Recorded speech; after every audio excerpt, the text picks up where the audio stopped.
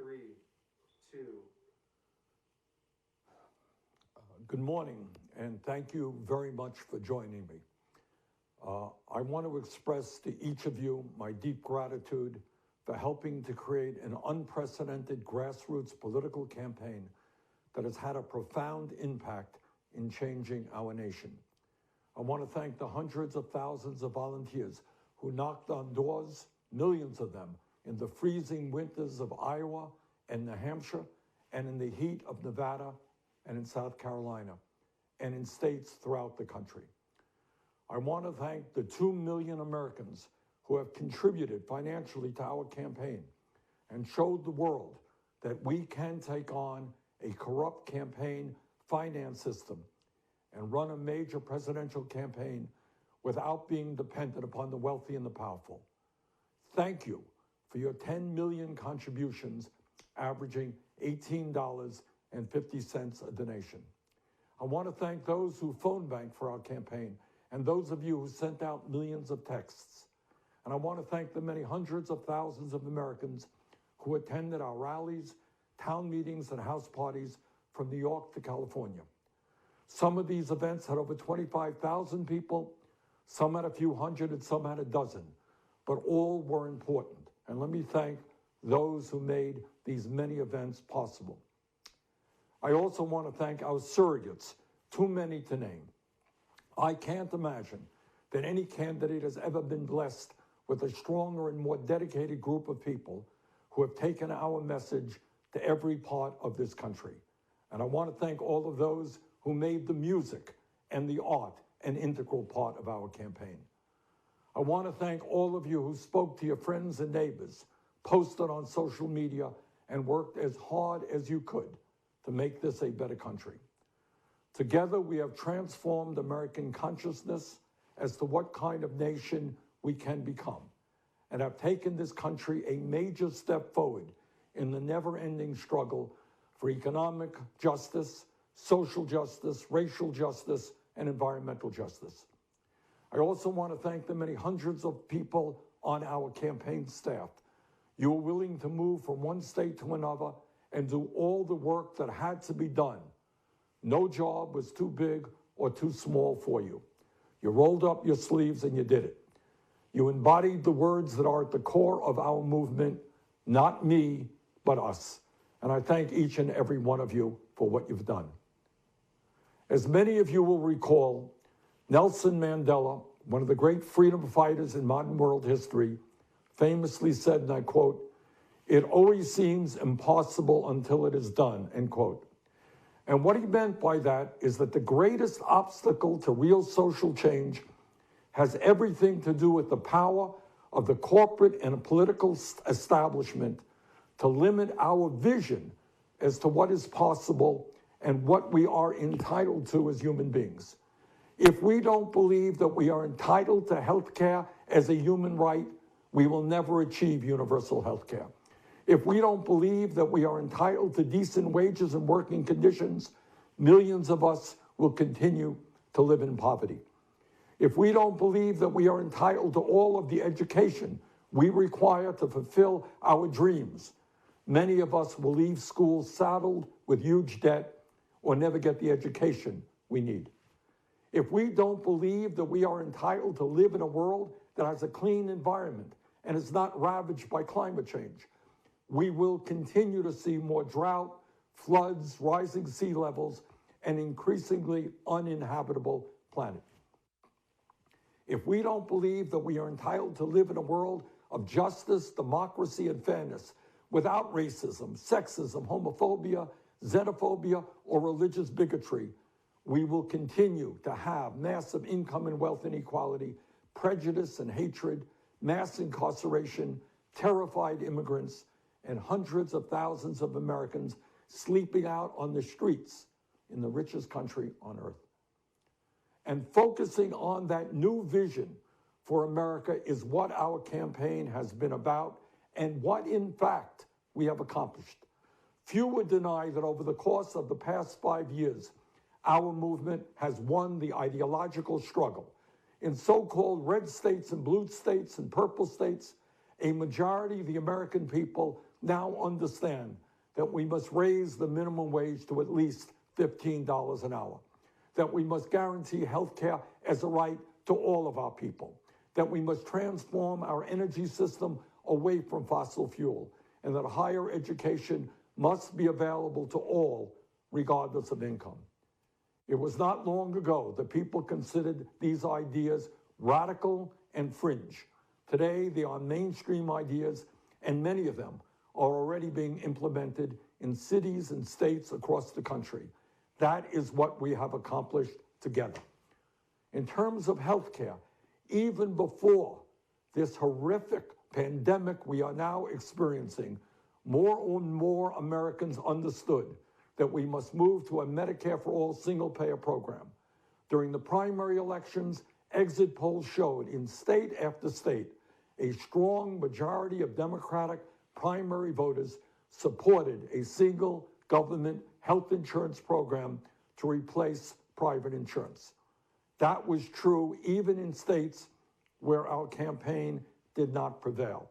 And let me just say this, in terms of healthcare, this current horrific crisis that we are now in has exposed for all to see how absurd our current employer-based health insurance system is.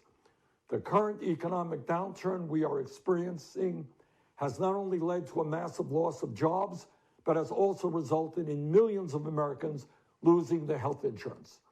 While Americans have been told over and over again how wonderful our employer-based private insurance system is, those claims sound very hollow today as a growing number of unemployed workers struggle with how they can afford to go to the doctor or not go bankrupt with a huge hospital bill. We have always believed that healthcare must be considered as a human right, not an employee benefit, and we are right. Please also appreciate that not only are we winning the struggle ideologically, we are also winning it generationally. The future of our country rests with young people. And in state after state, whether we won or whether we lost, the Democratic primaries or caucuses, we received a significant majority of the votes, sometimes an overwhelming majority, from people not only 30 years of age or under, but 50 years of age or younger. In other words, the future of this country is with our ideas. As we are all painfully aware, we now face an unprecedented crisis. Not only are we dealing with a coronavirus pandemic, which is taking the lives of many thousands of our people, we are also dealing with an economic meltdown that has resulted in the loss of millions of jobs. Today, families all across our country face financial hardship unimaginable only a few months ago. And because of the unacceptable levels of income and wealth inequality in our economy, many of our friends and neighbors have little or no savings and are desperately trying to pay their rent or their mortgage or even put food on the table. This reality makes it clear to me that Congress must address this unprecedented crisis in an unprecedented way that protects the health and economic well-being of the working families of our country, not just powerful special interests. As a member of the Democratic leadership in the United States Senate, and as a senator from the state of Vermont, this is something that I intend to intensely be involved in over the next number of months, and that will require an enormous amount of work. Which takes me to the state of our presidential campaign. I wish I could give you better news, but I think you know the truth. And that is that we are now some 300 delegates behind Vice President Biden, and the path toward victory is virtually impossible. So while we are winning the ideological battle, and while we are winning the support of so many young people and working people throughout the country, I have concluded that this battle for the Democratic nomination will not be successful. And so today, I am announcing the suspension of my campaign. Please know that I do not make this decision lightly. In fact, it has been a very difficult and painful decision. Over the past few weeks, Jane and I, in consultation with top staff and many of our prominent supporters, have made an honest assessment of the prospects for victory. If I believed we had a feasible path to the nomination, I would certainly continue the campaign. But it's just not there. I know that there may be some in our movement who disagree with this decision, who would like us to fight on to the last ballot cast at the Democratic Convention. I understand that position. But as I see the crisis gripping the nation, exacerbated by a president unwilling or unable to provide any kind of credible leadership, and the work that needs to be done to protect people in this most desperate hour, I cannot, in good conscience, continue to mount a campaign that cannot win and which would interfere with the important work required of all of us in this difficult hour. But let me say this very emphatically. As you all know, we have never been just a campaign. We are a grassroots, multiracial, multi-generational movement which has always believed that real change never comes from the top on down, but always from the bottom on up. We have taken on Wall Street, the insurance companies, the drug companies, the fossil fuel industry, the military-industrial complex, the prison industrial complex, and the greed of the entire corporate elite. That struggle continues. While this campaign is coming to an end, our movement is not. Dr. Martin Luther King Jr. reminded us that, quote, "The arc of the moral universe is long, but it bends toward justice," end quote.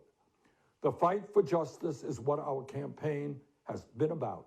The fight for justice is what our movement remains about.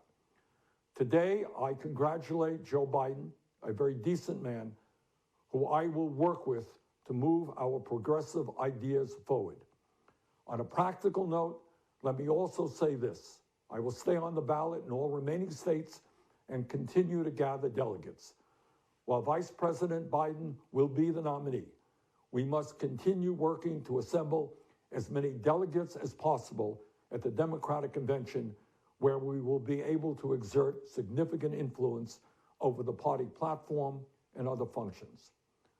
Then together, standing united, we will go forward to defeat Donald Trump, the most dangerous president in modern American history.